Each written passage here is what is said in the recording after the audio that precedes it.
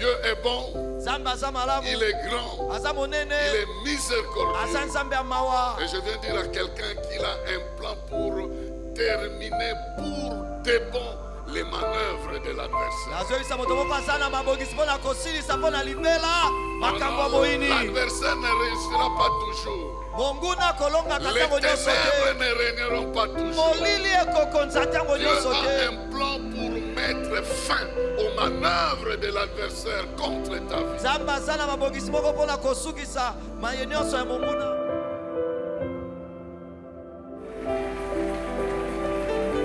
Est-ce que tu peux acclamer le roi des rois, le Seigneur?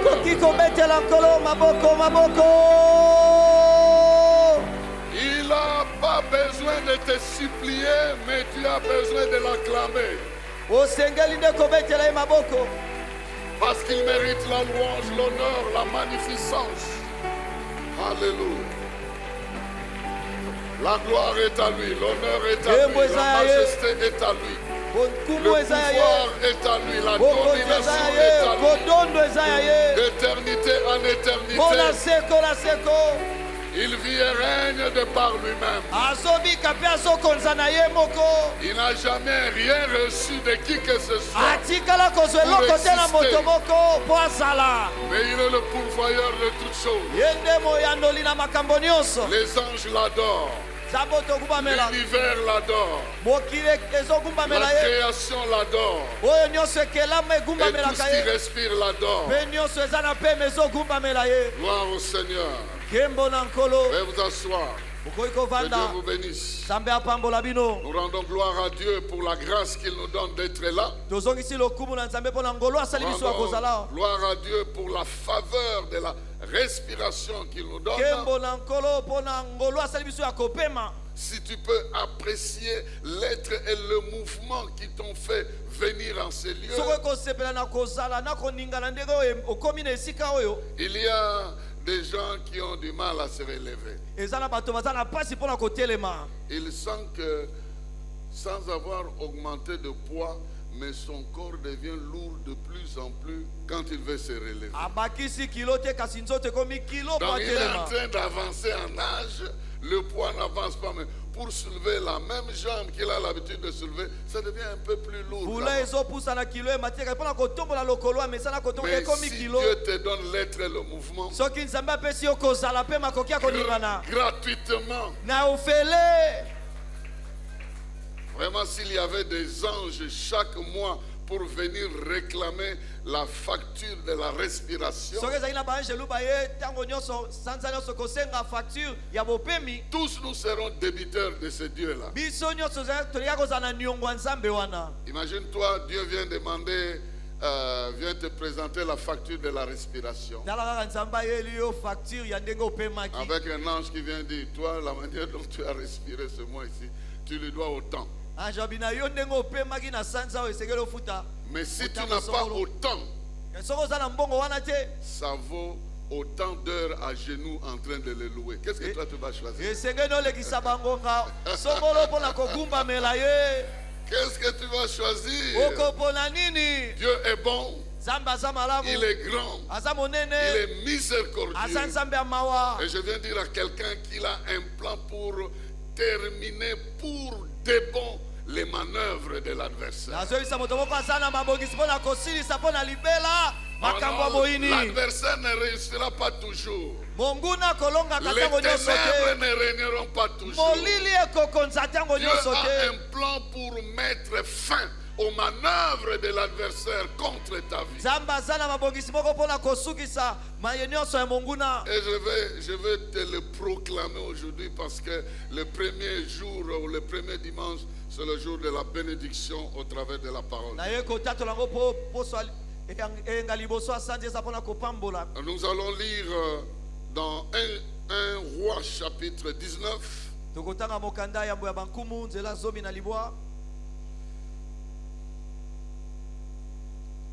Nous lisons à partir du premier verset. Le texte est un peu long, mais c'est important que nous lisions jusqu'au verset 17.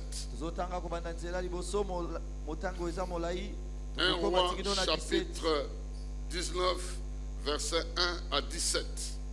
1 Roi 19,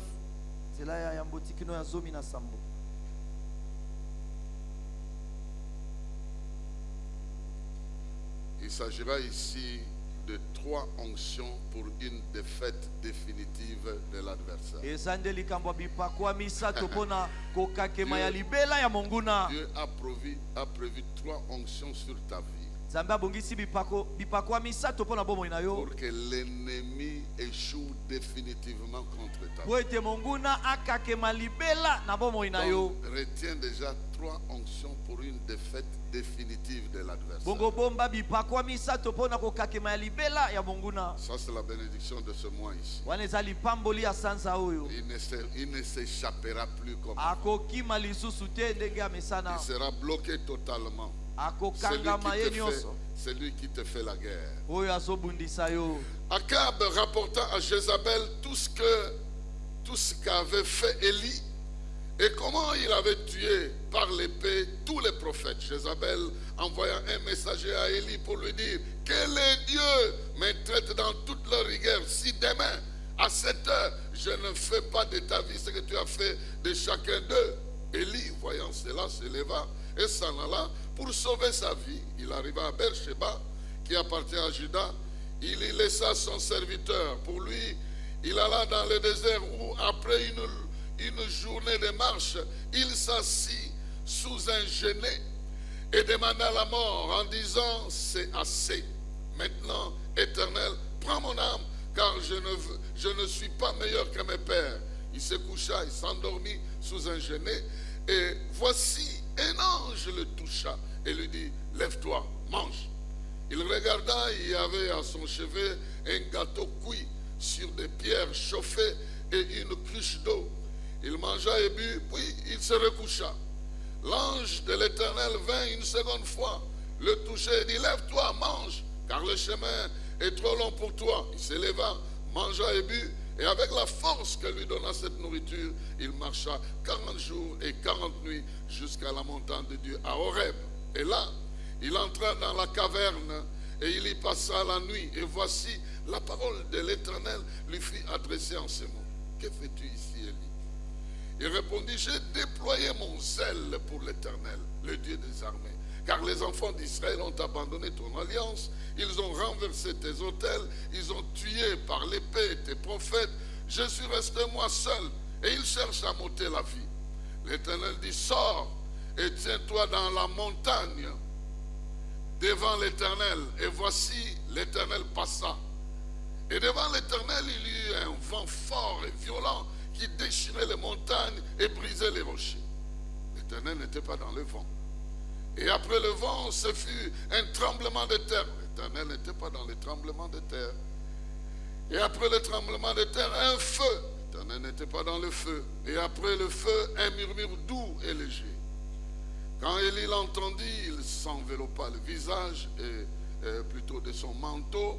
Il sortit et s'éteint à l'entrée de la caverne. Et voici, une voix lui fit entendre ces mots, ces paroles: que fais-tu ici, Élie? Il répondit: j'ai déployé mon zèle pour l'Éternel, le Dieu des armées, car les enfants d'Israël ont abandonné ton alliance, ils ont renversé tes autels, ils ont tué par l'épée tes prophètes, et je suis resté moi seul. Ils cherchent à ôter ma vie. L'Éternel lui dit: va, reprends ton chemin par le désert jusqu'à Damas, et quand tu seras arrivé, tu oindras Hazaël pour roi de Syrie, tu oindras Jéhu aussi, fils de Nimshi, pour roi d'Israël, et tu oindras Élisée, fils de Shaphat, d'Abel, Mérola, pour prophète à ta place. Et il arrivera que celui qui échappera à l'épée d'Hazaël, Jéhu le fera mourir. Et celui qui échappera à l'épée de Jéhu, Élisée le fera mourir. Et quelqu'un dit très bien Amen. Amen.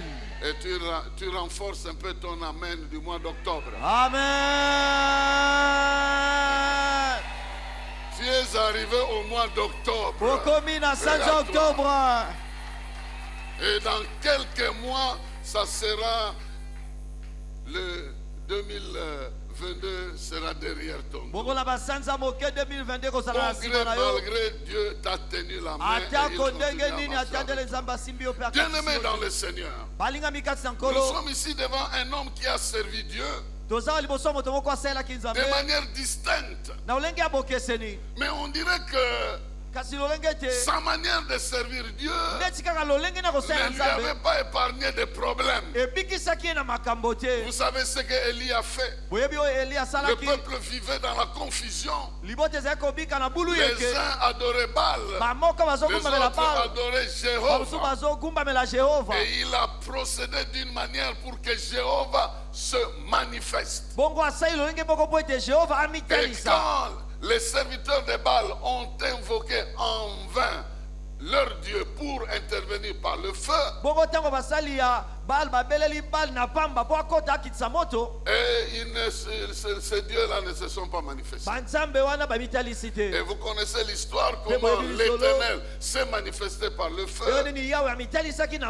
Et Élie a profité pour détruire et tuer tous ces prophètes de Baal qui étaient là. Maintenant, quand le roi est allé raconter à sa femme, parce que ses serviteurs, les adorateurs de Baal qu'Élie venait d'éliminer, étaient au service de Jézabel. Et Jézabel signe que tous les dieux me traitent dans toute leur rigueur si demain la tête d'Élie est toujours sur son cou. En d'autres termes, je dois les décapiter. Vous savez que servir Dieu ne vous épargne pas des menaces de l'adversaire. Maintenant, quand l'adversaire a commencé à menacer Élie s'attendait à ce que Dieu puisse traiter cette question-là à sa manière. Mais il sent que ce qu'il a fait aux autres, on risque aussi de le faire. Parce que le roi qui devait le protéger ne saura pas le protéger. Le peuple ne saura pas plutôt le protéger. Il était seul. Alors il s'est dit, mieux vaut mourir que de continuer à vivre comme ça. En tout cas, si j'étais à côté d'Élie, j'allais lui poser la question, si tu es sérieux, tu veux mourir? Parce qu'il y a Jézabel qui veut te tuer. Mais il y a quelqu'un qui est disposé pour te tuer. Si tu veux mourir, rends-toi disponible et tu vas mourir. Mais tu fuis et tu viens chez moi pour que je te tue. Bien-aimé dans le Seigneur, la peur peut nous envahir.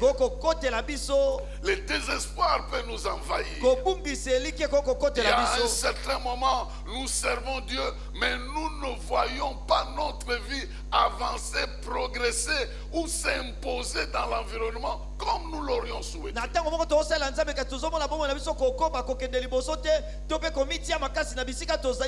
Élie est arrivé à cette situation pour dire, je ne vois pas quelqu'un qui peut m'accompagner, qui peut me protéger, qui peut intervenir à part l'Éternel. Et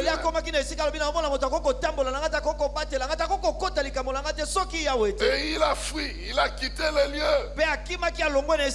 Mais il est un être humain. Après avoir couru, il s'est fatigué. Et il s'est endormi.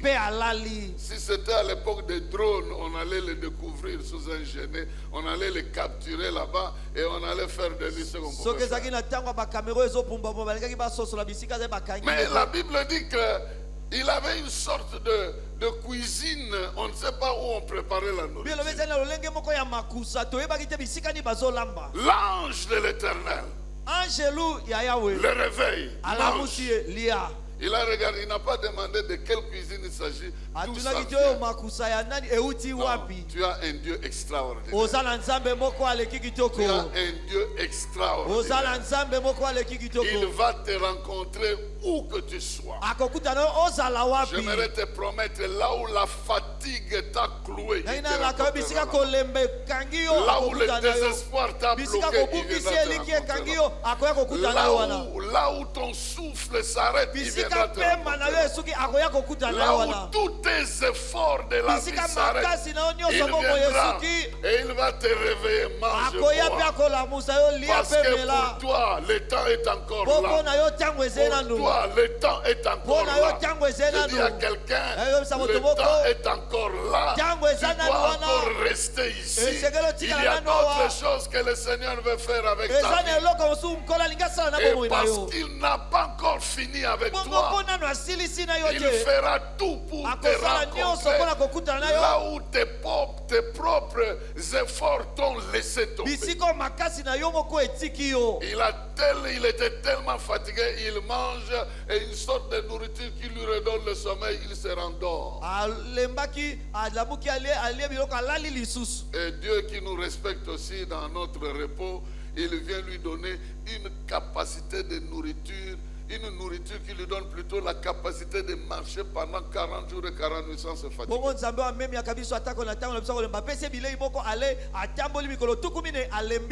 Que Dieu te donne la force. Que Dieu te donne la force.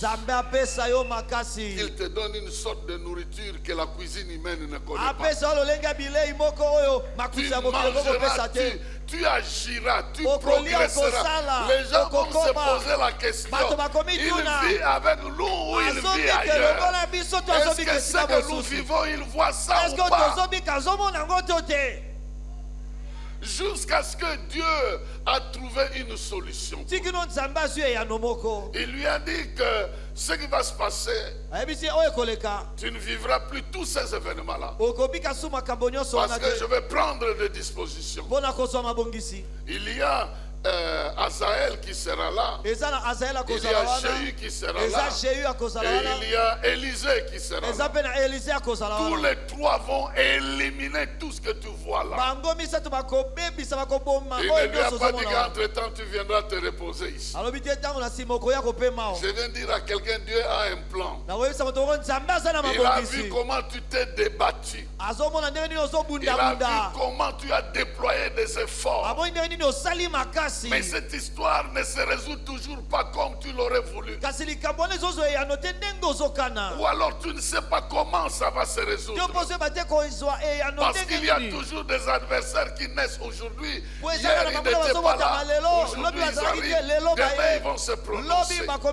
Comment Dieu a prévu te rendre vainqueur pour toujours? Comment Dieu a-t-il prévu que tu sois béni pour réussir et que ton adversaire aussi entre dans le schéma de défaite continue? Voici ce que je suis venu t'annoncer de la part de Dieu. Que ton tour est arrivé de vivre une défaite définitive de l'ennemi dans ta vie. Tu ne seras pas le premier à qui il le fait. Il a fait aussi pour Isaac. Isaac a hérité de son père Abraham. Mais les ennemis ne l'ont pas laissé tranquille. Il y a eu des disputes et des disputes et des disputes. Mais il a atteint un niveau où on ne pouvait plus disputer avec lui. On l'a laissé simplement continuer sa vie. C'est ce que je suis en train d'annoncer à quelqu'un. Qu'octobre, l'ennemi va déjà te laisser pour vivre les 3 mois tranquilles. Et certains phénomènes vont complètement disparaître. Et je le déclare déjà au nom de Jésus. Mais quel est le schéma que Dieu a utilisé? Avant même de parler de ces 3 onctions-là, quel est le schéma que Dieu a utilisé? Dieu a utilisé un schéma à 2 étapes. Et après ces 2 étapes, il a annoncé ces 3 onctions-là. Et moi, j'aimerais te dire, même si il s'agit de 3 personnes différentes, ça c'est dans l'ancienne alliance. Dans la nouvelle alliance, étant donné que tu es en relation avec Jésus, ces 3 onctions te concernent personnellement. La première étape, Dieu voulait apprendre à son serviteur à expérimenter la valeur de sa présence. La valeur, l'importance de sa présence. C'est-à-dire là où il est effectivement. Non pas dans les choses qui entourent sa présence, mais dans ce qui fait sa présence. Après l'avoir retiré à la montagne, Dieu lui apprend que sa présence n'est pas dans ce qui entoure sa présence. Il y a des choses qui entourent sa présence. Il y a des choses dans lesquelles lui-même est présent. Et nous devons savoir, bien-aimés dans le Seigneur, que Dieu peut permettre que nous soyons devant les choses qui entourent sa présence. Quand Élie est allé à la montagne, Dieu lui a dit, je vais passer. Je vais passer. En d'autres termes, tu vas avoir l'expérience de ma présence. Dieu veut que nous puissions discerner sa présence au milieu de plusieurs choses qui l'entourent. Alors quand il était là, la Bible dit qu'il y a eu un vent qui a soufflé très fort. On sent que ce vent est différent. Mais Dieu n'était pas dans le vent. Tremblement de terre, Dieu n'était pas dans le tremblement de terre. Feu, Dieu n'était pas dans le feu. Qu'est-ce que cela veut dire? Cela veut dire que Dieu ne veut pas que nous puissions nous limiter au sensationnel quand nous sommes dans sa présence. Combien de fois nous allons au culte, nous avons senti la présence de Dieu, nous l'avons loué, nous l'avons senti dans la louange, dans l'adoration, nous avons chanté. Mais qu'est-ce que nous emportons? Nous n'emportons rien de toutes ces choses. Ça, cela entoure sa présence. Mais il n'est pas dans ces choses-là, dans ce sens que nous ne savons pas exploiter ça en dehors de ce lieu.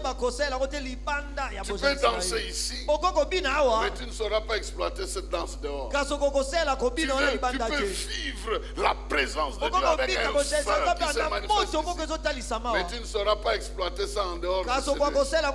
Dieu veut que dans sa présence, nous puissions puiser ce qui est utile dans notre vie, ce que nous pouvons amener avec nous.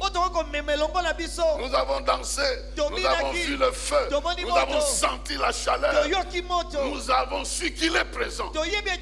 Mais qu'est-ce que nous emportons avec nous? La parole. La parole. La parole. La parole. Vous savez, il y a des gens qui viennent, qui louent le Seigneur, qui dansent, mais lors de la parole, ils dorment. Il dort.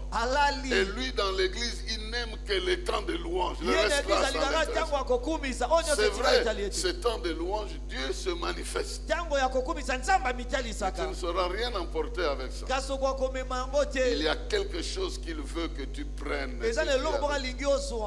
Et c'est ça que Élie a expérimenté. Il a vu le feu. Le feu descendre. Ça a impressionné toute la foule. Il a tué le prophète avec manifestation du feu. Mais aussi longtemps que la parole n'était pas en lui, il devait toujours fuir. Je parle à quelqu'un ici. Cherche à ce que Dieu te parle. Au milieu de toutes les manifestations de sa gloire, cherche à tirer une parole qui soit pour toi. Même alors que tu l'exalterais, tu l'adorerais, cherche toujours à écouter qu'est-ce qu'il veut me dire pendant ce temps. Expérimenter sa présence et sortir de sa présence avec une parole qui te concerne. Ça, c'est très important. Oui, je parle à quelqu'un ici. Chaque fois que tu es dans la présence de Dieu, même dans ton adoration personnelle, tu peux mettre la musique. Tu sens, ça t'inspire. Tu loues Dieu, tu chantes, tu danses pour lui. Tu es heureux. Dieu est présent. Mais ne t'arrête pas là. Ne t'arrête pas là. Va jusqu'à toucher la parole. Jusqu'à recevoir quelque chose de particulier. Et c'est ça la première expérience à laquelle Dieu fait passer Élie. Il a senti le vent. La Bible dit que le vent est passé. Et quel vent? Les vents violents qui bousculaient les montagnes, brisaient les rochers. Imaginez-vous un vent qui souffle ici. Les maisons sont emportées, les rochers sont brisés. Dieu n'est pas dedans.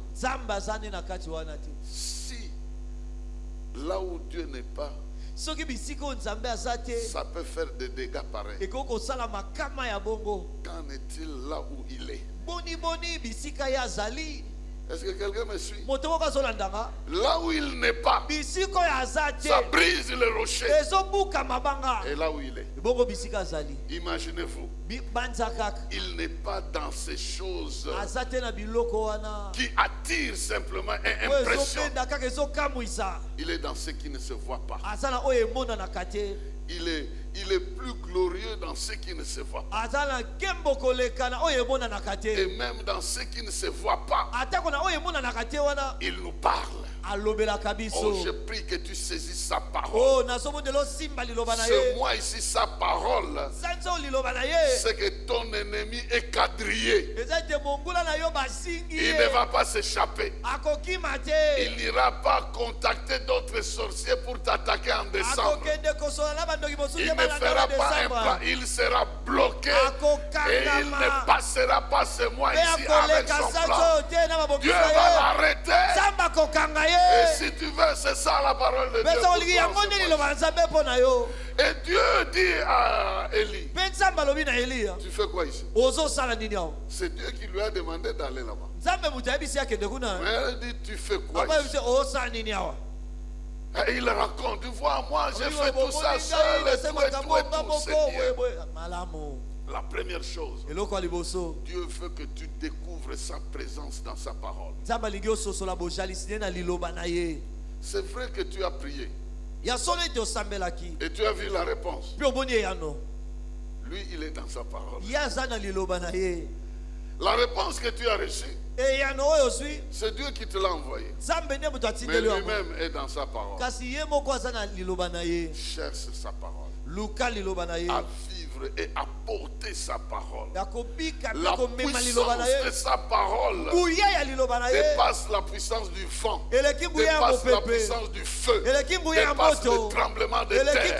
Sa parole possède toute la puissance. Et toi, tu peux porter ça en toi. Est-ce que tu sais qu'il y a une force en toi que tu peux porter si tu acceptes et que tu digères cette parole? Je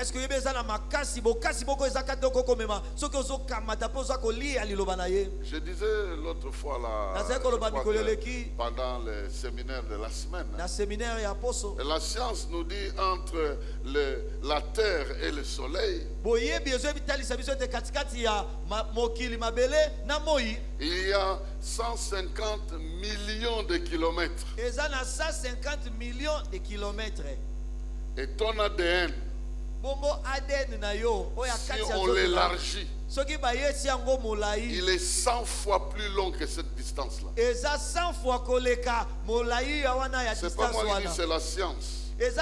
Ton ADN que tu portes en toi invisible, si on l'élargit comme ça, il est 100 fois plus long. Donc tu as en toi quelque chose de 15 millions de kilomètres qui n'est même pas visible. Une capacité d'emmagasiner toute forme d'information de ta vie. Sans que tu sentes le poids. Donc c'est que Dieu t'a créé avec la capacité de porter de grandes choses sans que tu s'apaises. Y compris le pouvoir de sa parole. Dans sa parole, il y a le pouvoir de guérir, il y a le pouvoir de sauver, il y a le pouvoir de déplacer les montagnes, il y a le pouvoir de chasser les démons, il y a tout le pouvoir dans sa parole. La première chose, Dieu guide Élie à se concentrer sur sa présence, mais directement la capacité d'obtenir quelque chose de sa parole. La deuxième chose, et c'est ça la recommandation de Dieu pour quelqu'un aujourd'hui. La deuxième chose, il lui dit retourne sur le même chemin. Tu es en train de fuir un adversaire. Retourne sur le même chemin. Le même chemin. Moi je serai avec toi. Tu as fui, mais le même chemin retourne. Retourne sur le même chemin. Et je vois cet ordre de Dieu. Et il faut lire ça au niveau du verset 15. L'Éternel lui dit, va, reprends ton chemin, retourne par le chemin. Même si c'est par le désert, retourne par le chemin. Cela veut dire qu'au bout de ce chemin-là, il y a Jézabel. Parce que tu as fui un ennemi de taille. Mais maintenant que tu as expérimenté la présence de Dieu, tu as vu que Dieu peut détruire les montagnes. Il peut bouger les collines. Il peut fendre les rochers. Dieu peut faire passer le feu. Dieu peut faire passer tout ça. Mais il est dans sa parole. Laquelle parole toi tu portes? En d'autres termes, sur ce chemin-là, tu n'as rien à craindre. J'aimerais dire à quelqu'un, tu servais Dieu, tu aimais Dieu, tu as rencontré des problèmes, tu t'es découragé, tu as abandonné, tu es fatigué, tu ne sais plus rien faire. Mais Dieu te dit aujourd'hui, retourne sur le chemin. Retourne sur ce chemin-là. Tu t'es posé des questions. J'ai servi Dieu, j'ai prié, j'ai gêné, j'ai tout donné, j'ai tout fait, je ne vois rien, je ne sais pas où je vais, je ne sais pas ce que je suis devenu, qu'est-ce que je dois faire encore? J'ai changé d'église, j'ai changé de paroisse, j'ai changé de communauté, j'ai changé de ceci, j'ai changé de ville, j'ai quitté le pays, je suis allé ailleurs, j'ai changé de travail, je ne vois rien qui change. Il te dit, retourne sur le même chemin. Retourne sur le même chemin. Retourne dans les bonnes habitudes. Retourne sur le chemin de la foi. Retourne sur le chemin de la confiance. Retourne sur ce chemin-là. C'est sur ce chemin qu'il y a la victoire totale. Bien-aimé dans le Seigneur, je me rappelle quand on commençait cette foi chrétienne, À notre jeunesse, il y avait une chanson qu'on avait l'habitude de proclamer, que même si je suis seul, j'irai toujours devant. Atanga moko. Je ne veux pas regarder à gauche et à droite. J'irai de l'avant. Que je possède pas. Que je reçoive, que je ne reçoive pas. La vie avec Dieu est un engagement unique, une fois pour toutes, aller simple. Je ne rentrerai plus en arrière. Je foncerai. Que je comprenne, que je ne comprenne pas. Et nous, on se disait, nous ne sommes pas de la génération de Jean-Baptiste. Parce que lui, il a dit que Christ est grand et moi, je dois diminuer. Maintenant, il a diminué. Jusqu'à prison. Et puis à partir de là, il a sorti la tête. Allez lui demander si ou ce n'est pas lui. La plupart d'entre nous, nous arrivons à ce point-là. Le Dieu en qui j'ai cru, c'est lui. C'est pas lui, parce que les réalités que je suis en train de vivre ici sont contradictoires. Si tu sors la tête, quelqu'un va couper ça. Nous sommes de cette génération de Paul qui dit, si je vis, ce n'est plus moi. J'ai été crucifié. Il y a une différence entre celui qui diminue et celui qui est crucifié. Et pour nous, nous retournerons sur ce chemin. Nous avancerons sur ce chemin. Et je te prie, retourne sur ton chemin au mois d'octobre. Reprends tes rails. Dieu veut t'accompagner de victoire en victoire et de gloire en gloire. Et Dieu lui donne 3 onctions qu'il doit verser sur 3 personnes différentes.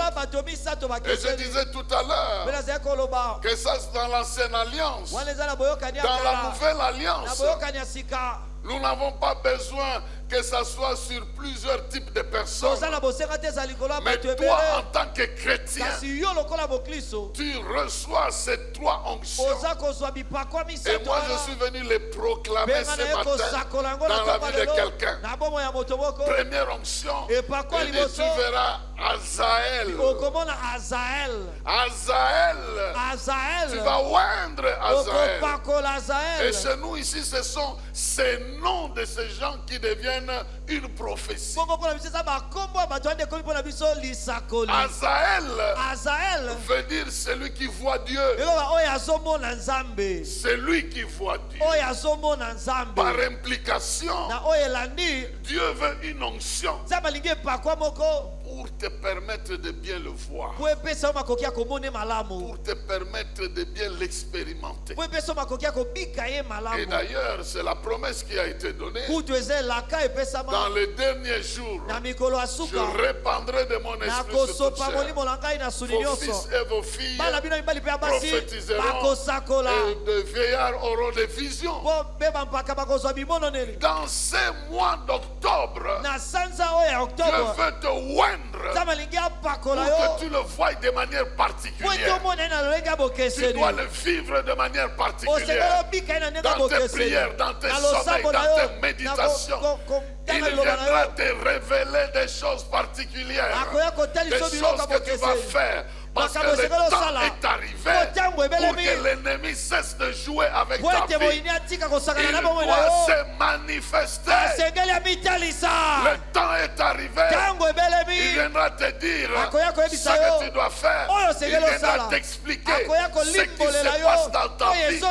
Moi j'entends beaucoup de questions qui chauffent devant le trône de Dieu. Pourquoi cet incident? Pourquoi cet accident? Pourquoi cet avortement? Pourquoi cette mort?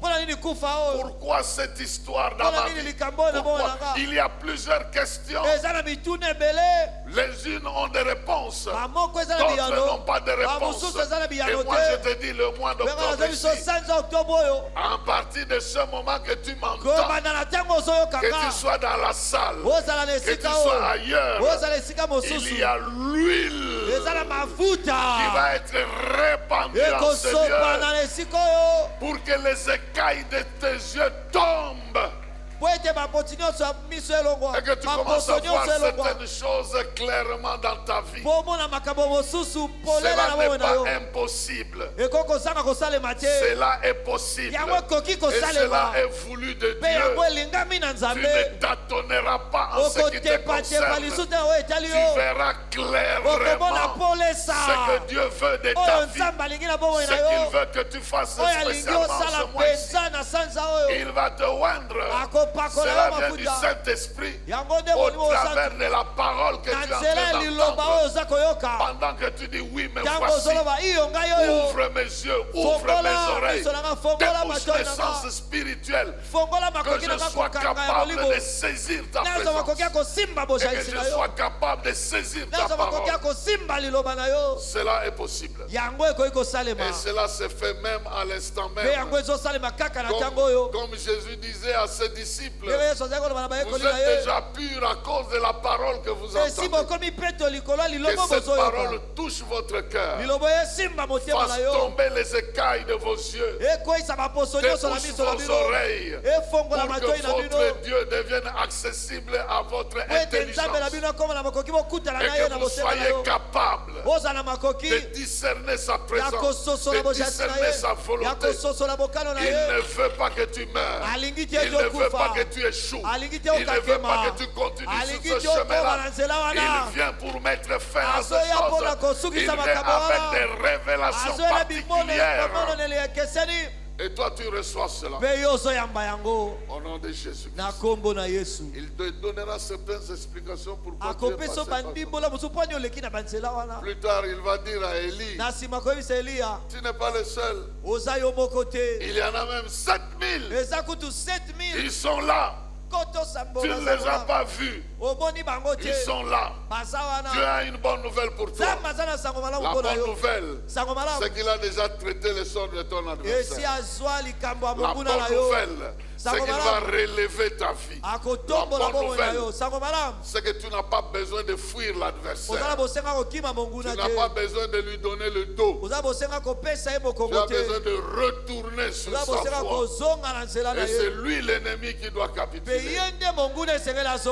Imaginez-vous si quelqu'un a la force de vous poursuivre. Mais à un moment donné, vous vous arrêtez. Et vous prenez la position de lui résister. Il va réfléchir 2 fois. Je vous ai toujours dit que j'avais un jeune frère qui mangeait à minuit. Je lui pose la question. Il dit, on me pourchasse. Mais si je mange à minuit, j'ai la force de fuir. Quoi? Avec Dieu, si tu veux fuir, il va te donner la vitesse. Mais si tu veux te battre, il va te donner la force. Maintenant, c'est à toi à choisir. Il a dit, je prends les deux. Je vais me battre, mais si je vais résoudre.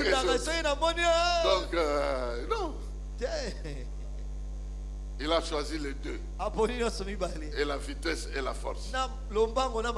Je dis non, la vitesse doit être celle de poursuivre l'adversaire. Nous sommes du côté du plus fort et ça ne doit pas être des slogans. Celui qui est en nous est plus fort et ça ne doit pas être des slogans.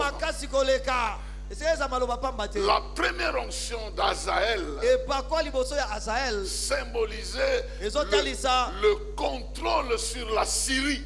La Syrie qui en fait combattait le peuple d'Israël. Imaginez-vous ce peuple qui combat Israël.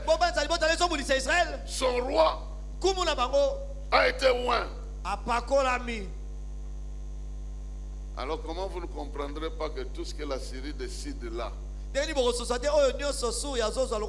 Élisée est en train de voir ça ici. Tout ce qu'il décide comme mauvais plan, Élisée est en train de contrôler. Il va dire au roi d'Israël, ne va pas là-bas. Il y a des autres ennemis qui vont venir. Bien-aimé dans le Seigneur, Dieu veut qu'à partir de toi, il soit en mesure de dialoguer avec toi directement pour des matières qui concernent ta propre vie, ta destinée. Et cela est important. Nous allons prier et cette onction tombera sur quelqu'un. Tes yeux vont s'ouvrir. Et je ne serai pas étonné que tu vois des choses extraordinaires. Il ne faut pas faire comme ce frère-là disait. Quand je vais prier, je sens que je vais voir les choses. J'arrête la prière. Je dis, moi aussi j'ai déjà arrêté ça comme ça. Je prie, je me retrouve par terre. Une grande lumière. Et le Seigneur qui me parle. Je me relève. Je continue à prier. Je tombe encore comme ça. Et puis il me parle. Je me suis levé, j'ai dit, choisis une autre méthode. Celle-ci, elle n'est pas bonne. Je suis sorti du bureau et dit, continue à me parler autrement. Quelqu'un viendra me trouver là-bas. Il va penser quelque chose, ainsi de suite. Que Dieu te parle. Que Dieu te visite. Que Dieu te touche. Que Dieu t'ouvre les oreilles. Qu'il ouvre tes yeux par une huile du Saint-Esprit pendant que tu m'entends. Deuxième bénédiction. Il dit, tu vas oindre Jéhu, fils de Nimshi, pour le roi d'Israël. Ici, Jéhu, son nom veut dire l'Éternel, c'est lui. Hein? L'Éternel, c'est lui. Voici l'Éternel. En d'autres termes, quand vous voyez cet homme, Dieu se manifeste. Il y a quelqu'un qui est en train de prendre rendez-vous avec la manifestation de la puissance de Dieu au courant de ce mois ici. Les gens vont dire, le Dieu en question dont on parle, il doit être avec ce monsieur. Il doit être avec cette femme. L'Éternel en question là. Et il règne sur le peuple de Dieu. Bien-aimé dans le Seigneur. Parce que vous êtes chrétien. Parce que vous appartenez au peuple de Dieu, Dieu a décidé davantage qu'on le voie au travers de ta vie. Qu'on le voie au travers de tes œuvres, au travers de tes actions, au travers de ta vie. On dit, Dieu, il est là. Apprête-toi parce qu'il va te faire des choses que tu n'as jamais imaginées. Apprête-toi, il va te donner certains ordres, de poser certains actes que Dieu simplement peut inspirer à quelqu'un. Pourquoi? Parce que dans ta vie, on a vu ton père, on a vu ta mère, on a vu les maladies de la famille, on a déjà vu les malédictions des ancêtres, on a vu la pauvreté, on a vu l'orgueil, on a vu les limites, on a vu tout ça dans ta vie. Mais pourquoi on ne peut pas voir Dieu? On te regarde, on dit ça. Ça, c'est Papa Gilles, le médecin. Vous voyez Dave comme ça. Vous voyez son père. Si on peut voir son père, on peut le voir. Parce qu'il a existé. Parce qu'il a posé des actes pour être vu. Si on peut voir dans ton corps et retracer les maladies qui ont existé dans tes ancêtres, on voit tes ancêtres dans ton corps au travers des maladies. Si on peut retracer ça. Et celui qui a libéré ta vie, il a dépouillé les autorités. Il a détruit leur pouvoir. On ne peut pas le voir. On doit le voir. On doit le voir. On doit le voir. Vous savez, il y a une expression que je vais lire avec vous dans Romains.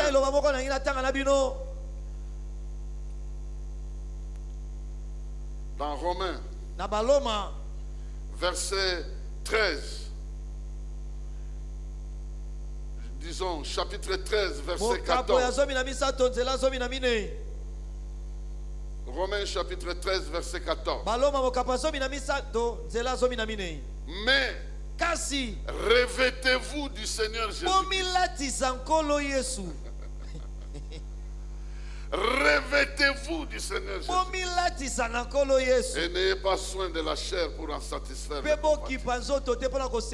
Revêtez-vous de Jésus. Commencez à agir comme si c'est lui qui était à votre place.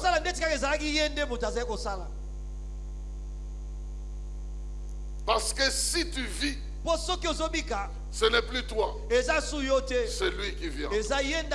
Commencez à le voir au travers de votre vie. Commencez à le voir agir au travers de votre vie.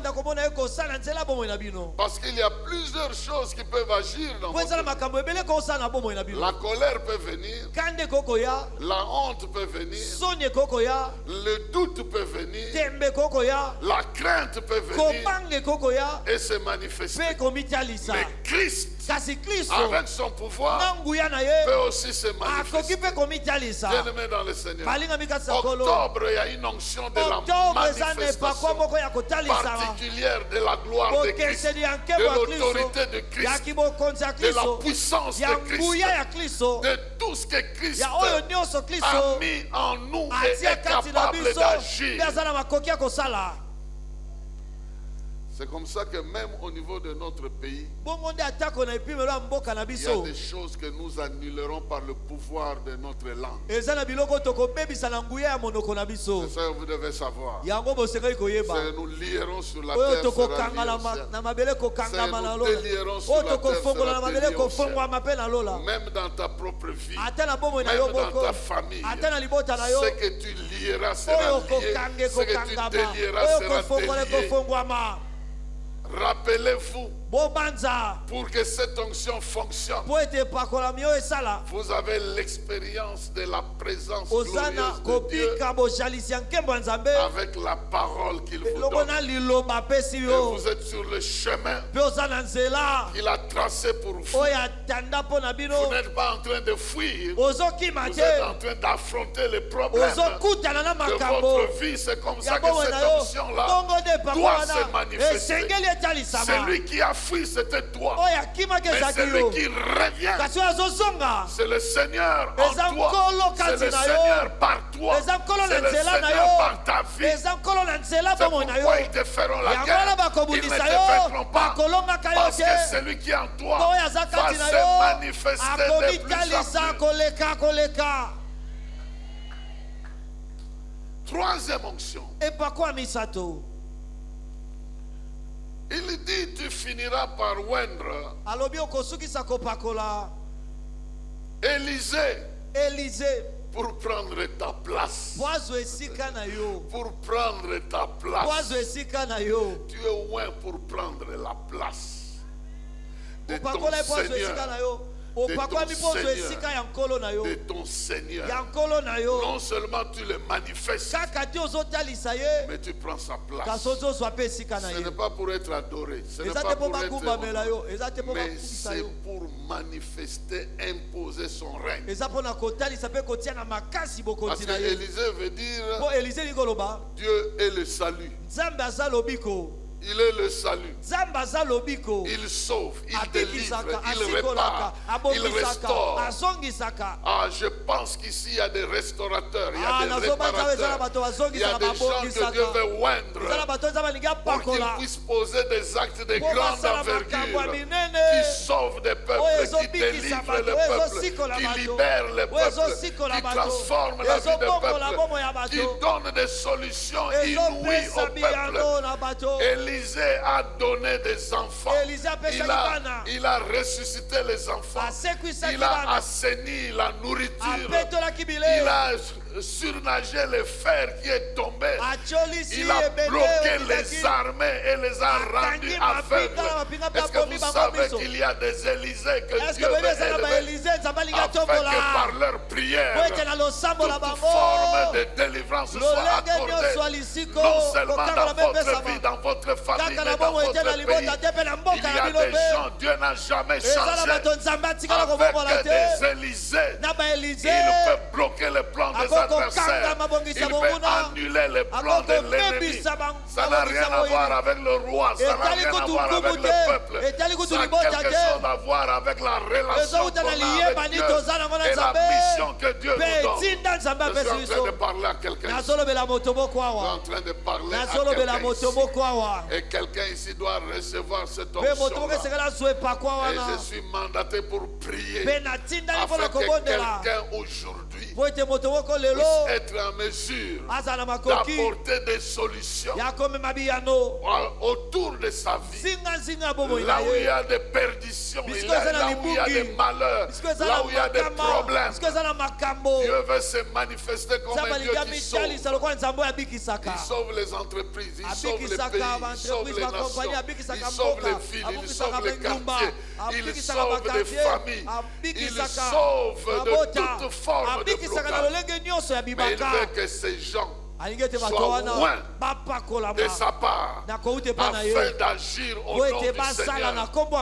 Oh, ce mois d'octobre, il y a une triple onction. C'est comme ça que Dieu dit, si l'ennemi s'échappe, tu ne l'as pas vu, Dieu ne t'a pas parlé. Comme l'enfant de la Tsunamite qui est décédé. Dieu n'avait pas révélé à Élisée. Si ça échappe à ta vision, au niveau de la manifestation de Christ dans ta vie, ça va être rattrapé à ce niveau-là. Si ça échappe au niveau de la manifestation, au niveau de ton rôle, d'agir au nom de Jésus, de délivrer, de sauver, de briser, de réaliser le programme de Dieu, ça n'échappera pas. Et ça n'échappera pas. Et tout ça est concentré dans ta vie. Parce que Dieu veut que tu ne fuis plus l'adversaire, mais que l'adversaire sache que tu es là. Et imaginez-vous quand Élie est retourné, la pluie est rentrée. Et la situation a changé. Et les gens ont commencé à le craindre. Il a continué à en éliminer quelques-uns. On l'a vu. Et toi, sur l'ordre du roi, descends ici. Si moi je suis serviteur du vrai roi, que le feu descende et s'occupe de vous. Tout le monde disparaît. La première équipe est partie. Sens unique. Deuxième équipe, sens unique. Maintenant, un vrai prophète va venir. Il voit Élie, il dit, moi aussi je sers Dieu comme toi. Donc ne m'élimine pas. Promets-moi que tu vas venir. Et il est descendu. Bien-aimé dans le Seigneur. Peut-être c'est des choses que nous lisons dans la Bible et que nous laissons dans l'histoire.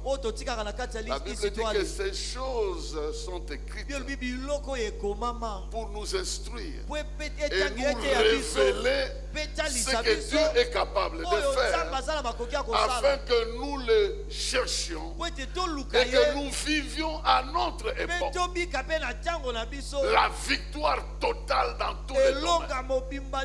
Il y a des gens qui sont embêtés. Ils veulent servir Dieu.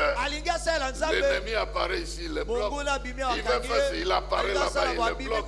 Jusqu'à tel point qu'il ne sait plus avancer. Dieu a dit, ça n'est assez. Je le dis pour quelqu'un ce mois d'octobre, tu vas vivre cette triple onction de la part de Dieu.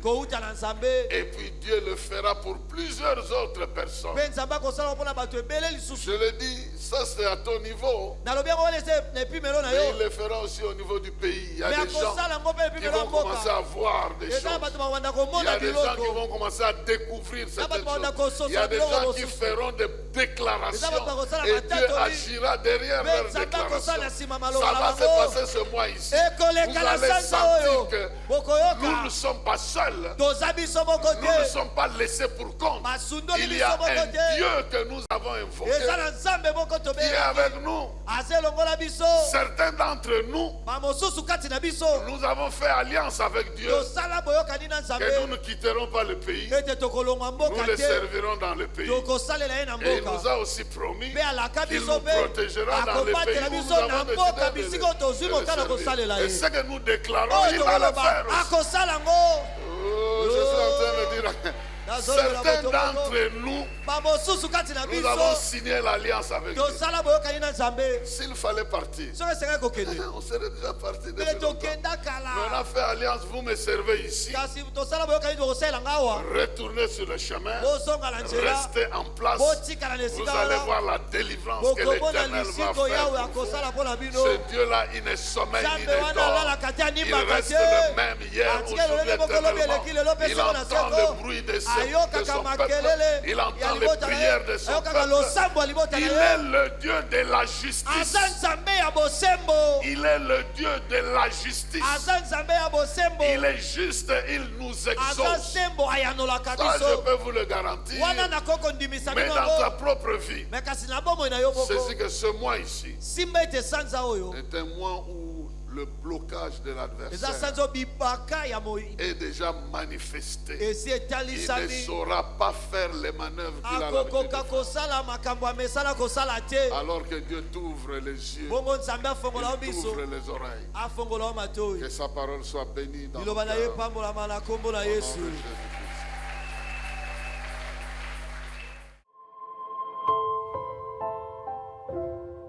Dieu est bon, il est grand, il est miséricordieux. Et je viens dire à quelqu'un qu'il a un plan pour terminer pour de bon les manœuvres de l'adversaire. L'adversaire ne réussira pas toujours. Les ténèbres ne régneront pas toujours.